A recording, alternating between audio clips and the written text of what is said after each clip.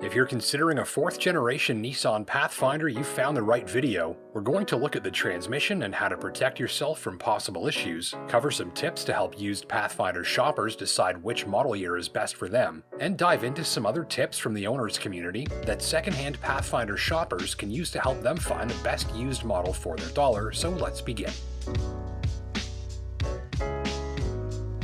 Tip number 1. Which model year? This generation Pathfinder covered 9 model years before being replaced by an all-new unit for 2022.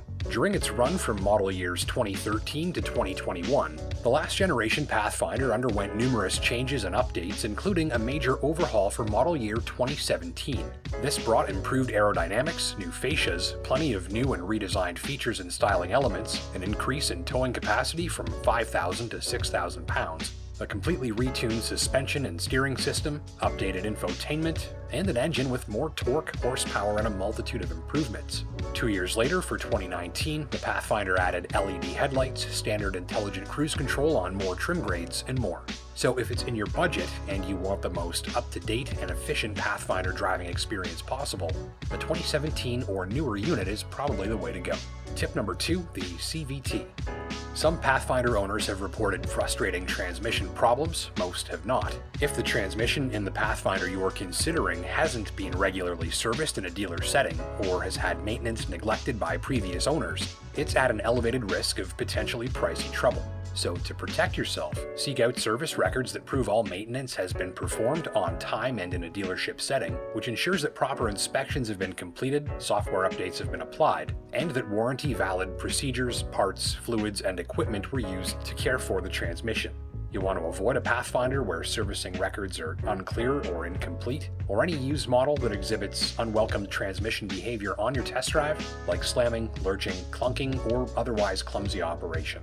For maximum confidence, be sure to stick strictly to the transmission's maintenance schedule during your ownership, opt for an extended warranty if available, and stick to a 2015 or newer model year unit. Tip number 3, the heat. Some owners have reported problems with the Pathfinder's climate control system, which can prevent it from heating the cabin when it's cold. On your test drive, be sure to blast the heat and confirm a strong supply of hot air from every vent on the dashboard. Check the rear climate control vents as well. If one or more of these fails to deliver hot air, the culprit might be something simple, like a fitment problem with the cabin air filter, or something more serious, like a broken blend door or actuator, which can be much pricier to repair. Point is, if something's wrong with the Pathfinder's climate control system, you'll want to know about it before you buy, and if in doubt, have it checked out by a professional. Tip number 4, brakes and recalls.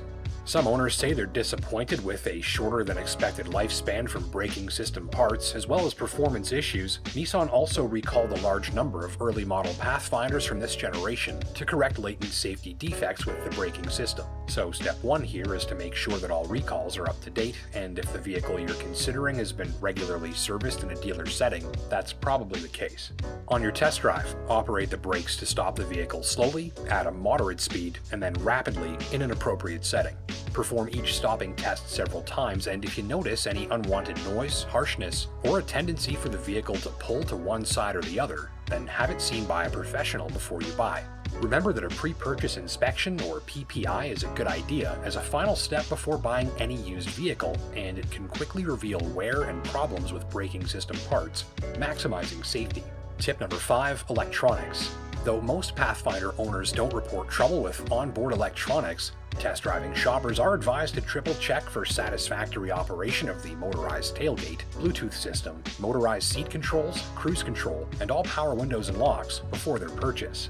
Issues with these components aren't reported with enough frequency to warrant much concern, though double checking before you buy can prevent unwelcomed problems.